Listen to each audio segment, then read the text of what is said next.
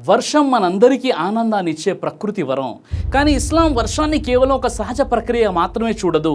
అది అల్లా యొక్క గొప్ప కరుణ, అనుగ్రహం మరియు ఆయన శక్తికి ఒక స్పష్టమైన నిదర్శనంగా బోధిస్తుంది.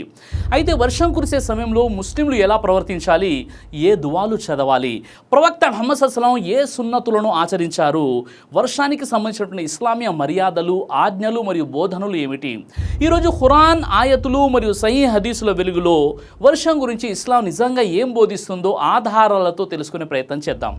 ఈ ప్రపంచంలో మనిషి జీవించడానికి అవసరమైన అత్యంత గొప్ప అనుగ్రహాల్లో నీరు ఒకటి. నీరు లేకుండా మనిషి జీవించలేడు. పంటలు పండవు, జంతువులు జీవించలేవు, చెట్లు మొక్కలు పెరగవు. అందుకే అల్లాహ్ తాలా వర్షాన్ని తన గొప్ప కరుణకు, అపారమైన దయకు నిదర్శనంగా ఖురాన్లో ఎన్నో చోట్ల ప్రస్తావించాడు. అల్లాహ్ తాలా ఆకాశం నుండి వర్షాన్ని కురిపించి దాని ద్వారా ఎండిపోయిన భూమికి మళ్ళీ ప్రాణం పోస్తాడు. ఎండిపోయిన నేల పచ్చదనంతో కలకలలాడుతుంది. చెట్లు, పంటలు, పండ్లు, పూలు వికసిస్తాయి. ఈ దృశ్యం ప్రతి సంవత్సరం మన కళ్ళ ముందే జరుగుతుంది. అయినప్పటికీ చాలామంది ఈ అనుగ్రహం వెనుక ఉన్న అల్లాహ్ శక్తిని గుర్తించరు. అల్లాహ్ ఖురాన్లో ఇలా ప్రకటించాడు.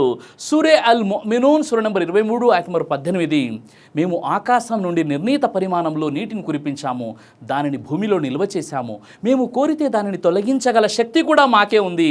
ఈ ఆయత్ మనకు ఒక గొప్ప విషయాన్ని గుర్తు చేస్తుంది.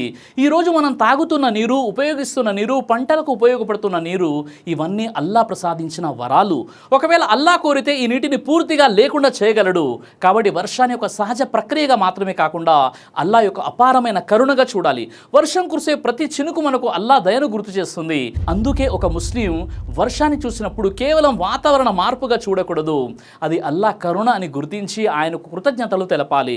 ఎందుకంటే వర్షం వల్లే భూమి జీవిస్తుంది, మనిషి జీవిస్తాడు, సమాజం జీవిస్తుంది. అల్లాహ్ ఖురాన్లో మరో చోట భూమి ఎండిపోయి నిర్జీవంగా కనిపించిన తర్వాత వర్షం కురవగానే మళ్ళీ పచ్చగా మారుతుందని, అదేవిధంగా చనిపోయిన వారిని కూడా పునరుత్థాన దినాన తిరిగి లేపుతానని ఉదాహరణగా ఇచ్చాడు. అంటే వర్షం కేవలం జీవాధారణ మాత్రమే కాదు, అల్లాహ్ యొక్క అపార శక్తికి కూడా ఒక గొప్ప నిదర్శనం. ఇంకా అల్లాహ్ ఖురాన్లో సూరా అల్ బఖరా సూర నంబర్ 2 ఆయత నంబర్ 22లో ఇలా ప్రకటించాడు. ఆకాశాన్ని మీకు పైకప్పుగా, భూమిని మీకు పరుపుగా చేసి ఆకాశం నుండి వర్షాన్ని కురిపించి దాని ద్వారా మీ జీవనాధారంగా పండ్లు, ఫలాలను ఉత్పత్తి చేసిన వాడు అల్లాహే. ఈ ఆయత్ ద్వారా మనకు అర్థమవుతుంది, మనం తినే ప్రతి పండు, ప్రతి ధాన్యం, ప్రతి పంట వెనక అల్లాహ్ కురిపించిన వర్షం ఉంది. అందువల్ల ప్రతి ముద్ద ఆహారంగా తినేటప్పుడు కూడా అల్లాహ్ యొక్క ఈ అనుగ్రహాన్ని గుర్తు చేసుకోవాలి. అయితే వర్షం కురిసే సమయంలో దైవ ప్రవక్త ముహమ్మద్ సల్లల్లాహు అలైహి వసల్లం ఎలా ప్రవర్తించేవారు, ఆయన మనకు ఏం సున్నతులను బోధించారు, ఇప్పుడు వాటిని తెలుసుకునే ప్రయత్నం చేద్దాం. దైవ ప్రవక్త ముహమ్మద్ సల్లల్లాహు అలైహి వసల్లం వారు వర్షాన్ని అల్లాహ్ యొక్క కరుణగా భావించేవారు.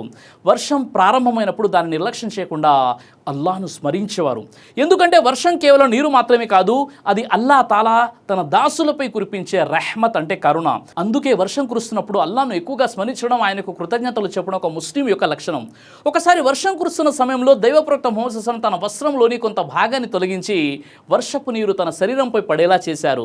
సహబాలు దాని కారణాన్ని అడిగినప్పుడు ప్రవక్త వారు ఇలా చెప్పారు, ఇది ఇప్పుడే తన ప్రభు వద్ద నుండి వచ్చినది. సహీ ముస్లిం హదీస్ నంబర్ 898. ఈ హదీస్ ద్వారా వర్షం అల్లాహ్ నుండి వచ్చిన ఒక పవిత్రమైన అనుగ్రహాన్ని మనకు తెలుస్తుంది. అందుకే వర్షాన్ని గౌరవంగా స్వీకరించడం సున్నత్. వర్షం కురిసే సమయం దువాలు అంగీకరించబడే సమయాల్లో ఒకటిగా కూడా హదీసులో పేర్కొనబడింది. అందువల్ల వర్షం పడుతున్నప్పుడు ప్రపంచ విషయాల్లో మాత్రమే మునిగిపోకుండా ఆ విలువైన సమయాన్ని దువాలతో గడపాలి. మన కోసం, మన కుటుంబం కోసం, సమాజం కోసం, మొత్తం ఉమ్మత్ కోసం అల్లాహ్ను ప్రార్థించాలి. దైవ ప్రవక్త ముహమ్మద్ సల్లల్లాహు అలైహి వసల్లం వర్షం కురుస్తున్నప్పుడు ఒక అందమైన దువాను కూడా మనకు నేర్పించారు. అల్లాహుమ్మా సయ్యిబన్ నాఫియా. దువా యొక్క అర్థం ఏంటంటే, ఓ అల్లాహ్, ఈ వర్షాన్ని మాకు ప్రయోజనకరమైన వర్షంగా చేయి. సహీ అల్ బుఖారీ హదీస్ నంబర్ 1032. ఈ చిన్న దువాలోనే ఒక గొప్ప అర్థం ఉంది. ఎందుకంటే ప్రతి వర్షం ప్రయోజనకరంగా ఉండదు. కొన్నిసార్లు అధిక వర్షాలు వరదలకు, నష్టాలకు కారణమవుతాయి. అందుకే మనకు మేలు చేసే వర్షాన్ని ప్రసాదించమని అల్లాహ్ను ప్రార్థించాలి. ఒకవేళ వర్షం అతిగా కురిసి ప్రజలకు ఇబ్బందులు కలిగించే పరిస్థితులు ఏర్పడినట్లయితే దైవ ప్రవక్త మరో దువాను కూడా నేర్పించారు. అల్లాహుమ్మా హవాలైనా వలా అలైనా, అల్లాహుమ్మా అలల్ అకామి వజ్బిరాతి వబుతూనిల్ అల్దియాతి వమనా బితి షజర్. దువా యొక్క అర్థం ఏంటంటే, ఓ అల్లాహ్, ఈ వర్షాన్ని మా మీద కాకుండా చుట్టుప్రక్కల ప్రాంతాలపై, కొండలపై, లోయలపై, చెట్లు పెరిగే ప్రాంతాలపై కురిపించు. సహీ అల్ బుఖారీ హదీస్ నంబర్ 1014. ఈ దువా ద్వారా ఒక ముస్లిం తన అవసరాన్ని మాత్రమే కాకుండా అందరి మేలు కోసం కూడా ప్రార్థించాలని మనకు తెలుస్తుంది. వర్షం సమయంలో మరొక ముఖ్యమైన సున్నత ఏంటంటే అల్లా ప్రసాదించిన ఈ అనుగ్రహాన్ని చూసి ఆయనకు కృతజ్ఞతలు చెప్పడం. చాలామంది వర్షం పడితే అసహనం వ్యక్తం చేస్తారు, కానీ ఒక మోమిన్ మాత్రం వర్షంలో కూడా అల్లా యొక్క కరుణను చూస్తాడు. ఎందుకంటే ఈరోజు మనకు ఇబ్బందిగా అనిపించే వర్షమే రేపు కోట్లాది మంది జీవనాధారానికి కారణమవుతుంది. వర్షం కురిసే సమయంలో మనం మరో విషయాన్ని కూడా గుర్తుంచుకోవాలి. అల్లా కురిపించిన ఈ నీటిని వృధా చేయకూడదు. నీటిని జాగ్రత్తగా ఉపయోగించడం కూడా ఇస్లాం బోధించిన ఒక గొప్ప బాధ్యత. నీరు అల్లా ప్రసాదించిన అమానత్, దాన్ని సంరక్షించడం ప్రతి ముస్లిం కర్తవ్యం. అయితే వర్షం కారణంగా నమాజ్, ప్రయాణం మరియు రోజువారీ జీవితానికి సంబంధించిన ఇస్లామీయ నియమాలు ఏమిటో ఇప్పుడు వాటిని తెలుసుకుందాం. ఇస్లాం అనేది సౌలభ్యాన్ని కోరే ధర్మం. అల్లా తాలా తన దాసులకు కష్టాన్ని కాదు, సౌలభ్యాన్ని కోరుతున్నాడు. అందుకే వర్షం ఎక్కువగా కురిసినప్పుడు ప్రజలకు ఇబ్బంది కలిగే పరిస్థితుల్లో కూడా షరియత్ కొన్ని సౌలభ్యాలను కల్పించింది. భారీ వర్షం, బురద లేదా ప్రయాణానికి ఇబ్బంది కలిగించే పరిస్థితులు ఏర్పడినప్పుడు ముఅజ్జిన్ అజాన్ అనంతరం మీరు మీ ఇళ్లలోనే నమాజ్ ఆచరించండి అని ప్రకటించవచ్చని దైవప్రవక్త ముహమ్మద్ సల్లల్లాహు అలైహి వసల్లం బోధించారు. దీని ద్వారా ఇస్లాం ప్రజలను ఇబ్బందులకు గురి చేయాలని కాదు, వారి పరిస్థితిని దృష్టిలో పెట్టుకుని సౌలభ్యాన్ని కల్పిస్తుందని తెలుస్తుంది. అయితే ఈ సౌలభ్యాన్ని కారణం లేకుండా ఉపయోగించకూడదు. కొద్దిగా చినుగులు పడుతున్నాయనే కారణంతో జమాత్ను వదిలివేయడం సరైంది కాదు. నిజంగా ప్రజలకు ఇబ్బంది కలిగించే పరిస్థితి ఉన్నప్పుడే ఈ రాయితీ అనేది వర్తిస్తుంది. ఒక ముస్లిం ఎల్లప్పుడూ అల్లా ఆజ్ఞను గౌరవిస్తూ అవసరమైనప్పుడు మాత్రమే ఈ సౌలభ్యాన్ని ఉపయోగించాలి. వర్షం అనేది అల్లా కరుణకు గుర్తు మాత్రమే కాదు, మన ఈమానుకు కూడా ఒక పరీక్ష. వర్షం పడినప్పుడు కొందరు అసహనం వ్యక్తం చేస్తారు, మరికొందరు అల్లాను మర్చిపోతారు. కానీ ఒక నిజమైన మోమిన్ మాత్రం ప్రతి పరిస్థితిలో అల్లాను స్మరిస్తాడు. సుఖం వచ్చినప్పుడు కూడా, కష్టం వచ్చినప్పుడు కూడా అల్లాను మర్చిపోడు. వర్షం ప్రారంభమైనప్పుడు అల్లాను స్మరించాలి. వర్షం కురుస్తున్నప్పుడు దువాలు చేయాలి. వర్షం ముగిసిన తర్వాత కూడా అల్లాహకు కృతజ్ఞతలు చెప్పాలి. ఎందుకంటే ఈ అనుగ్రహం పూర్తిగా అల్లా నుంచే వచ్చింది. మన శక్తి వల్ల కాదు, మన విజ్ఞానం వల్ల కాదు, అల్లా కరుణ వల్లే భూమిపై వర్షం కురుస్తోంది.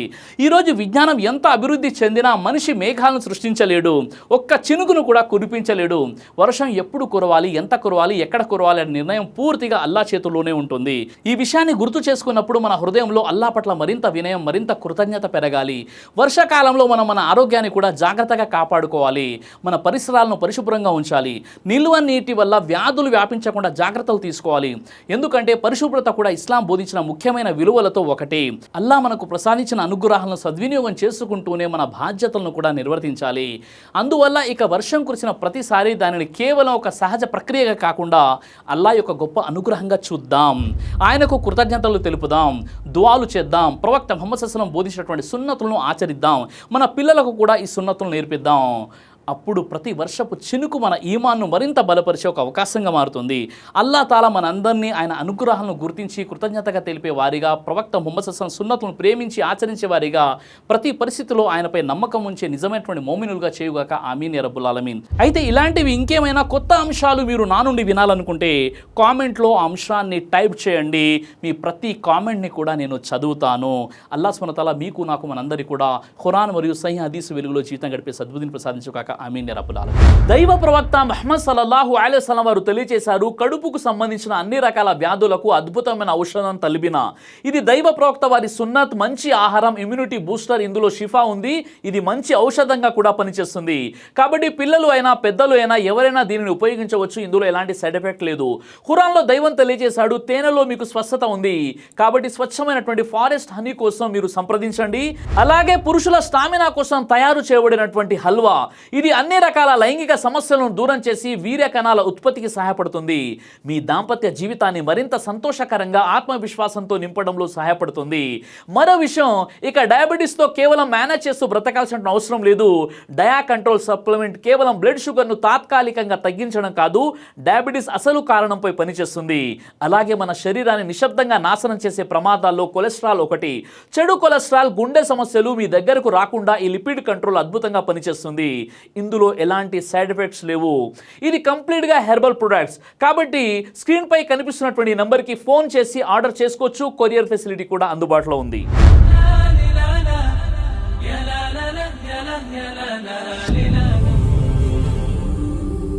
బ్రదర్ సిరాజ్ అని యూట్యూబ్ ఛానల్ని మీరు సబ్స్క్రైబ్ చేసినట్లయితే ఇన్షాల్లా దేవచిత్తం అయితే మీకు వీడియోస్ వస్తుంటాయి. అదేవిధంగా బ్రదర్ సిరాజ్ అనేటటువంటి ఫేస్బుక్ని కూడా లైక్ చేయడం వల్ల మీకు వీడియోస్ వస్తుంటాయి.